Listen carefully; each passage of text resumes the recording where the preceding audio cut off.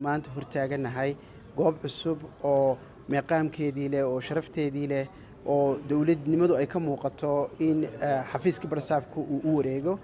waxa aan baan doonaynaa dhaahdo marka laga tago mahadcelinta in qiimuhu uu ku jiro wada shaqaynta qoraysu dhiibka shaqadan sidii uu barsaabka iminku ugu mahadnaqayay barsaabkii ka horeeyay waxa weeyaan hawl soo socotay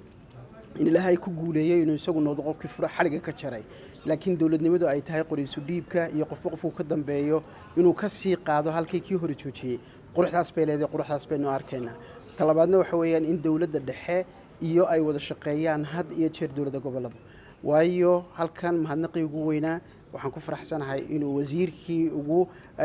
hawsha ugu badan geliyay inay ka suurtoodo inay maanta gurigan quruxda badan magaaladeena Burco yeelato waa wasiirkeena la joogay wasiirka xanaanada xoolaha iyo kalluumaysiga oo ilaa maalintii taladu ay ku bilaabantay ilaa iyo intii maanta oo nasiibkiisu siiyay inuu noo yimaado halkan oo uu xariga ka jaro aan ka harin ilaa intii shaqadu dhamaanaysay taasina waxa weeyaan quruxda ay ku jirto wada shaqaynta dawladda dhexe iyo dawladda goboladu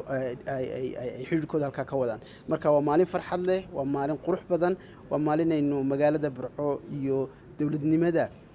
Burco gudaheeda u damaashaadayno meel u qalanta oo sharafta ay qaran ku leeyahayna aynu ka soo baxno xafiiskana. Wassalaamu calaykum waraxmatullaahi wabarakaatuh.